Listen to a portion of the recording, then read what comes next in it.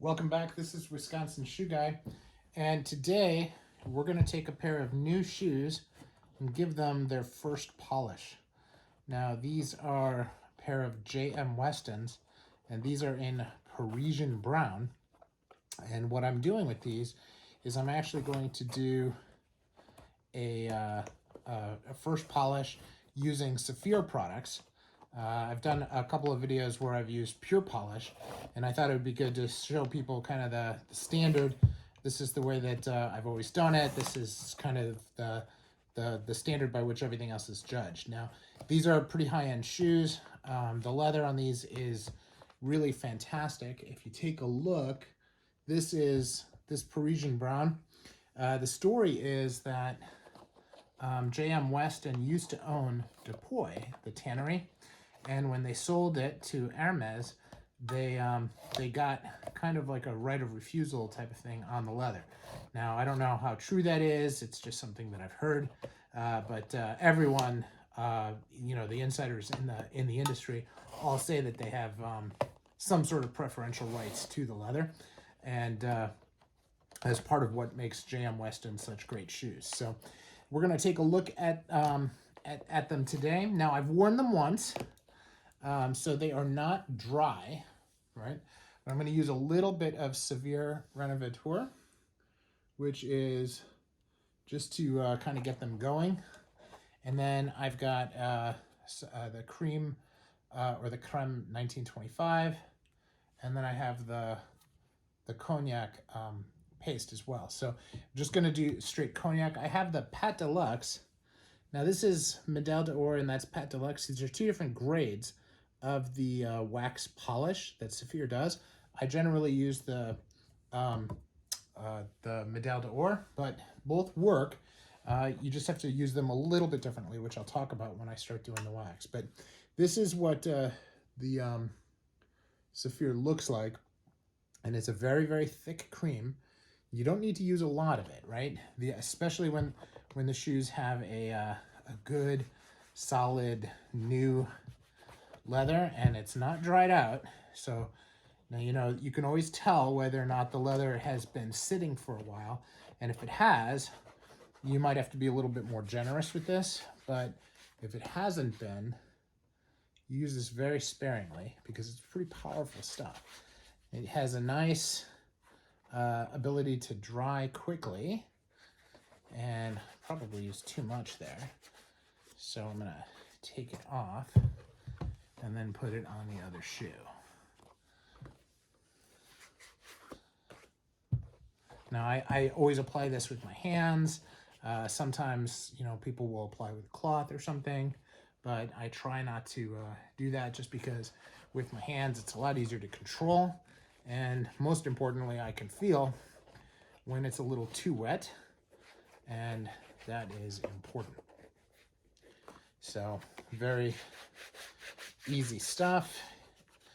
And here we go. Now, again, I just rub it in. You don't need a lot. I'm not going to use any more. And that is it for the Renovateur. If you oversaturate the shoes when they're new, you can actually damage them. And so you got to be really careful not to do it. Now, Saphir, I've had really good luck with Renovateur, but it's really important that you don't over apply it, and you want the shoes to have at least broken in a little bit before I apply any, unless they've been sitting on a shelf for a long time.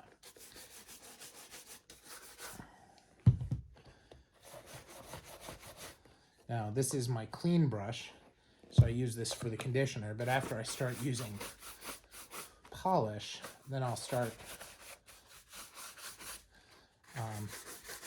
using a different one. Now, I apologize if the angle on this looks a little weird. The challenge that I have is that my my stand that I've used for all of my videos that is attached to my my tripod broke.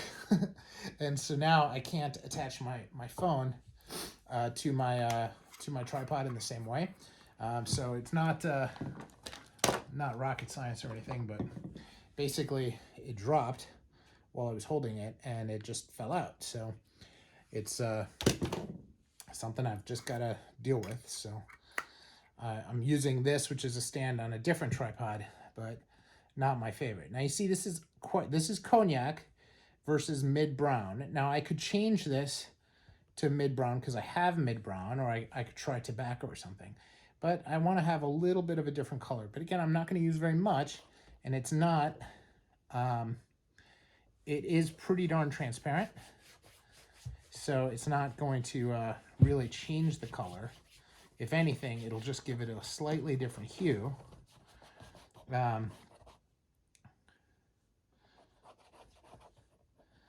But again, it'll be pretty slight. So you're not a lot used.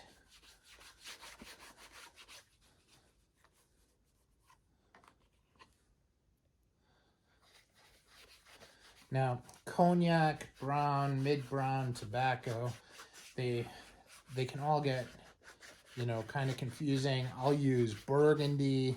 Sometimes I'll use, you know, I try to stay within the brown family, but I like adding a little bit of red. So you can have a little, this is like a terracotta red, where, you know, mahogany is more of a red. And of course you can actually use Hermes red, which is another popular color. Now this Parisian brown, or is very similar to English tan, it's just a little bit darker, has a really nice hue to it. And so I want to leave the natural color intact. But, you know, this cream polish does a lot to nourish the leather, but also allows you to build a really, really fantastic shine.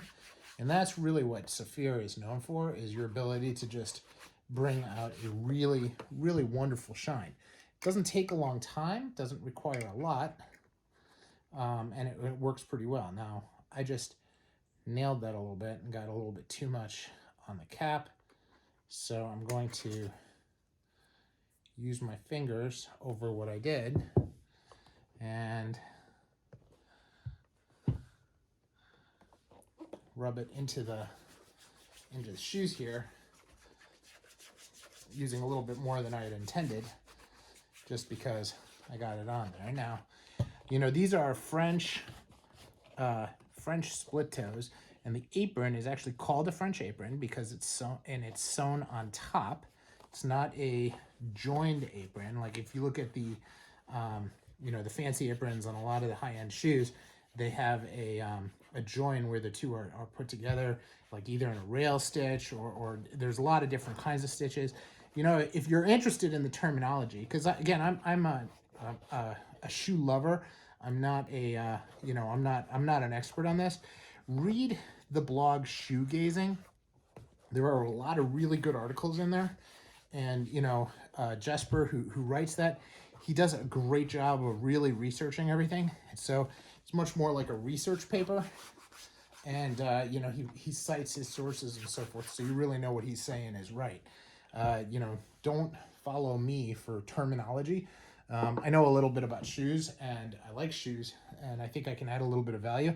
But I'm not here to teach you all the appropriate terminology and stuff. I'll teach you about the things that I like and what I've learned. But that's not it's not a priority to me. So I'm just letting that be known up front.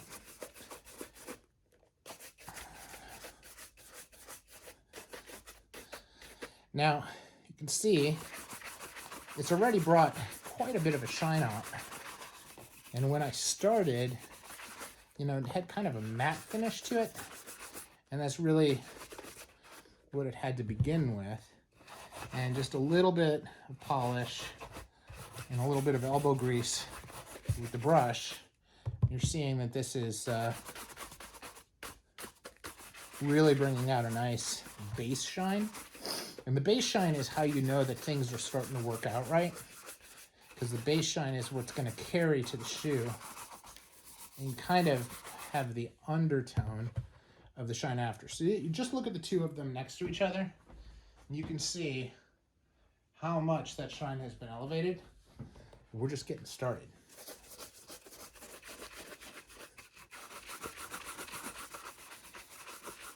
Now this is a half hunt or a demi-chasse. I guess it's chasse in French. Again, I don't pronounce French very well. German, I'm much more fluent in than I am in French. But as we look at the style, this has a very high split toe, okay, and almost a circular apron. And that is a really, really interesting style. Most of the shoes will have an elongated apron and a short split toe. Now, the difference between a half hunt and a hunt, or a chasse and a demi-chasse, is that it has this derby piece here, where a full hunt will basically be like a blucher and not have a seam here, so this will all be one piece of leather. It's a real easy way to tell. And I just said I wasn't going to define things for you because that's not my thing, and there I went and did it anyway, so c'est la vie. All right, so this is transparent wax, but it's cognac colored. So I'll use a little bit. And this is the first application of wax onto the shoes. So I'm going to put some on. This is the protection of the shoe, right? So you want to have a nice layer of wax that protects the shoe. This isn't to build up a high shine. You don't want to put too much on here that it'll crack and get all ugly. But you want to have enough so that should the shoes get caught in the rain, the leather itself has a small amount of protection. Now I say small. You don't want to put so much wax on your shoes ever so that they are waterproof. That's not what the wax is for. Okay, it's just protection against normal wear and tear. And like any fine leather product, you don't want to go swimming in it. But if you do go swimming in it, you just let it dry naturally, without heat, and it will be fine. You might need to put a little bit of conditioner on it after it dries, depending on how it comes out. But candidly, I've had my shoes get caught in the snow and the rain, and had all kinds of things with it, and I simply let them dry, did a basic cleaner, nothing fancy, and they rebounded just fine.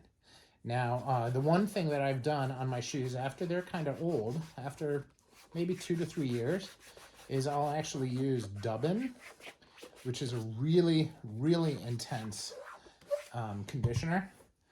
And Dubbin will soften the shoes considerably and really extend wear. So it's a really great conditioner, but it's takes a long time to dry. If I use it kind of like I just did here, it could take 48 hours to dry, where, like this wax or, the Renovateur dries right away. So really, really huge difference.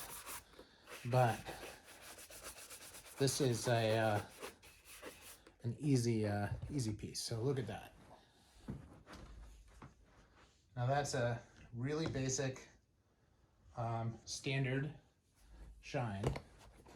I'm going to do this.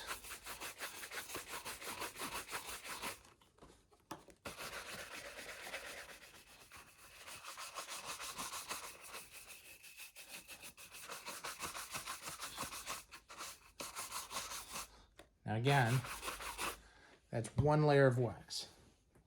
Not more, just one. It's not terrible, it's just one layer of wax.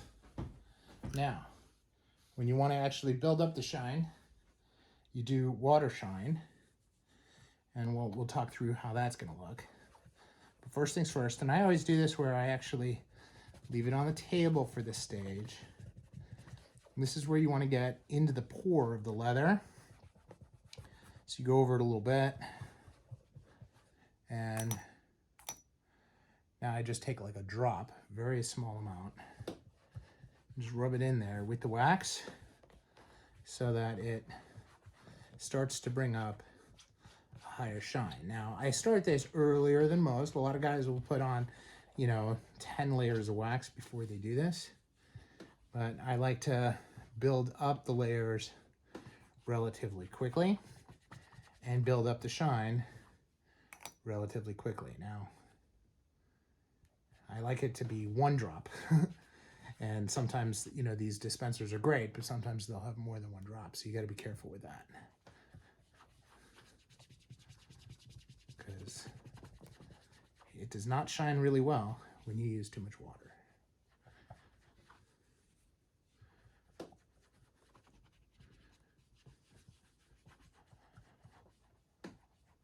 Now, I did the tail, and I'm going to let it dry.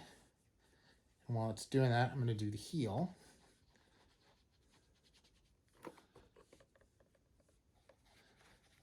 Now, you can go the whole heel.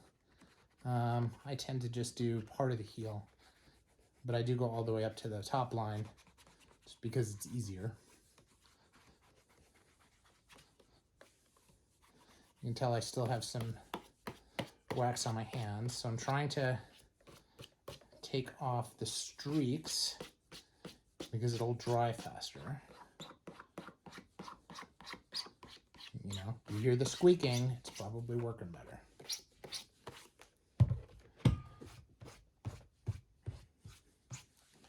All right, one shoe started. Now,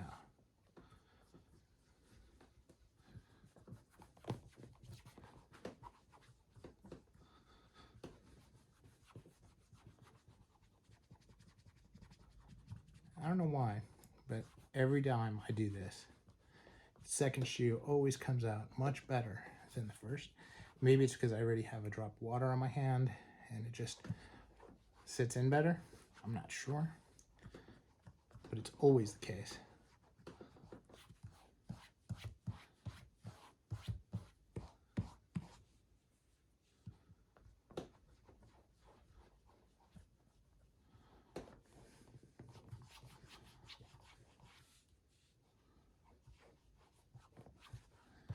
Now the idea here is that after you get the shine going, you can really raise it up. But before we do that, we need to put the base on. And the base just takes a little bit of time. Now, if you think about this, when you go to the shoe shine stand, a lot of times they just use this, and all they're doing is trying to get it going, and they'll do this, and then they'll brush, and then they'll do this again. It's not going to be that different for us. We're just putting a base coat on first before we start brushing, and then I'll actually finish with my cloth.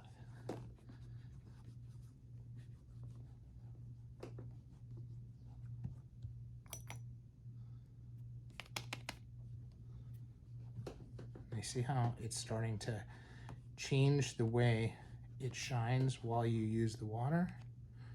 That is what you want. You want it to start clearing up because that clarity is really what you want. Okay, now I'll let the shoe dry, and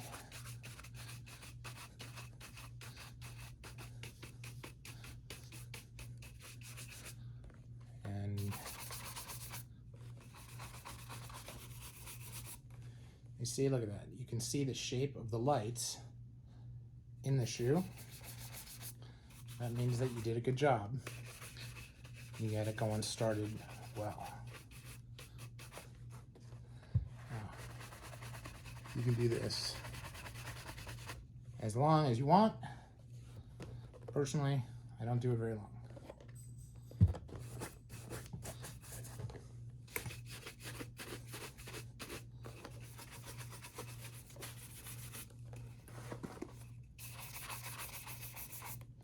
The better the leather, easier it is to shine.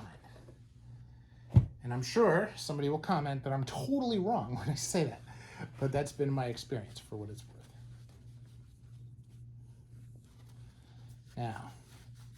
Now this is an old cotton dress shirt, obviously plaid, and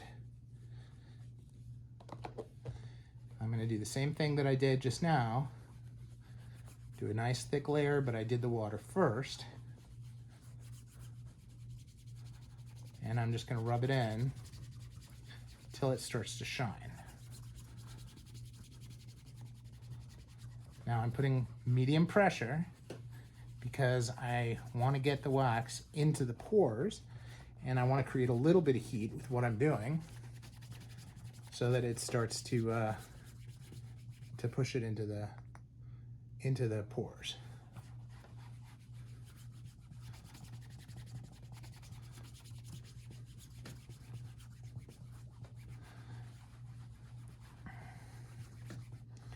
Now, a lot of times I'll do this with my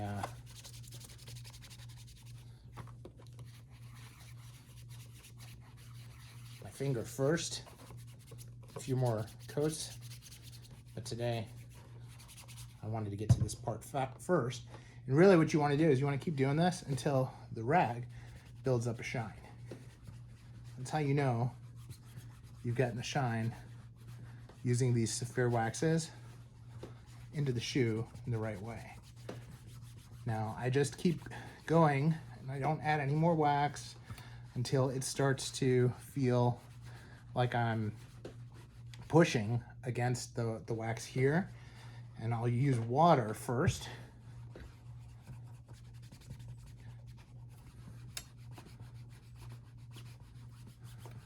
And you'll see it's starting to rise up. Very, very small drop of water.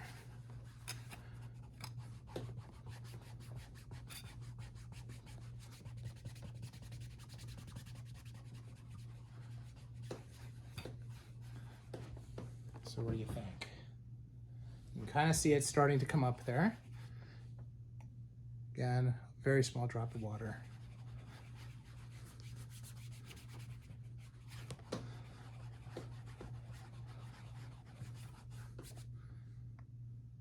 Very small drop of water.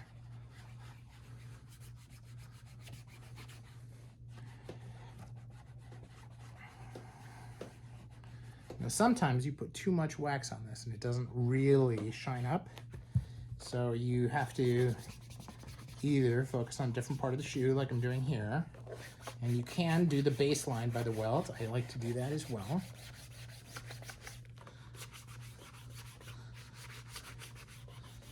And think about it. If you step in a puddle, this is the part of the leather that's going to get wet first. So putting a little extra wax there is good for it, because that's going to protect it.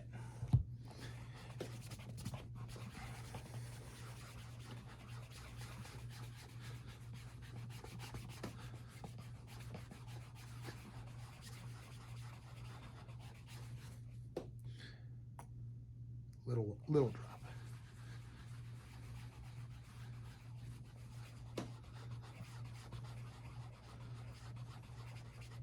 Now my fingers are starting to get warm, which means I'm doing something right.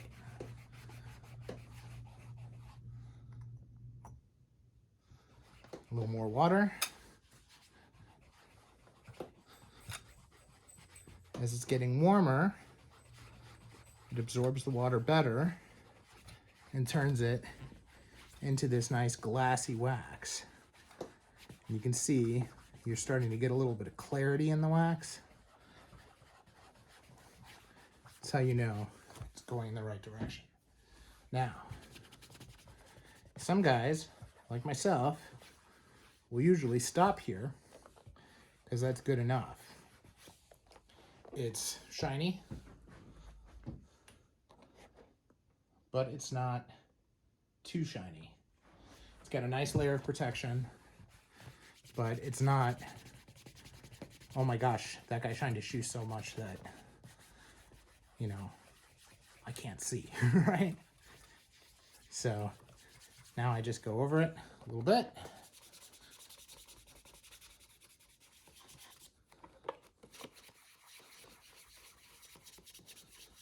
You see how fast it's picking up. Once I get this well and truly done, it seems to pick up really fast.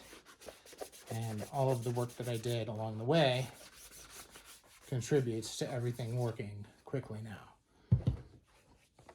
So now let's look at these two compared to each other. And you can see quite a difference in the way the shoes are shined.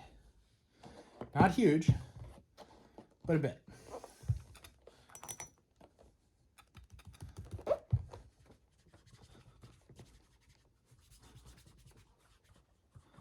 And I got to start the work all over again.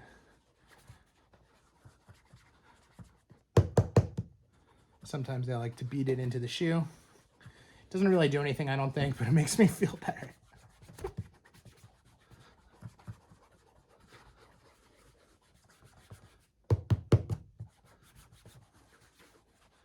These J.M. Westons, the leather, as I said before, is really fantastic. And it just takes the shine so well, so quickly. And what I said about the second shoe, look how fast that's coming up. It's really doing well.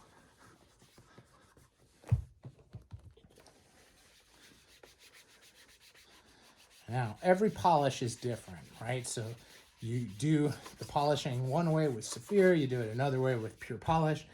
The general strokes are the same, but the amount of time that it takes in between things, the speed to which you'll be able to get to the high shine is very different. If you're really, really well practiced, you can get a high shine with almost any of them. You know, a lot of the shoe shines will swear by Kiwi because they feel like they can get to the shine faster with that. But then again, they're not as concerned with the life of the shoe as most of the folks who will invest with Saphir. They don't want to have any of those silicons in the leather, and that's why they choose to go with this product. Now, the pure polish, of course, is all natural, so it doesn't have any of the silicons. Not that silicon isn't natural. And so they'll have a different way. So that still works as well, but it is different. I'd be exaggerating to say it's much different, but there are some nuances, especially in the amount that you wait between polishing and brushing, and really how long it takes to get the high shine. Now, I can normally get the high shine, really high shine, faster with pure polish than I can with Saphir, but it varies, and a lot of times it'll really just depend on how good the leather is. And that is something that, you know, they're not going to tell you when they're selling you shoes, because they don't want you to know that that is part of the difference.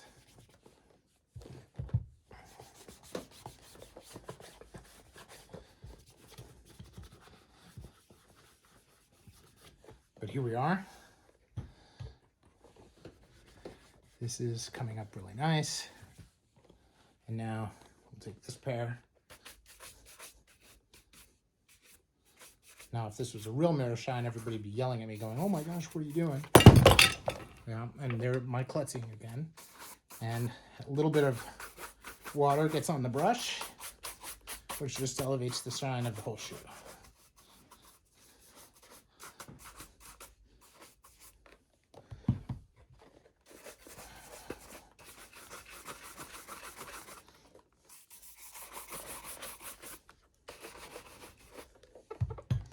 Now, unedited, not very long, that is, in my mind, a good shine, a solid shine, and something worthy of being able to wear outside the house.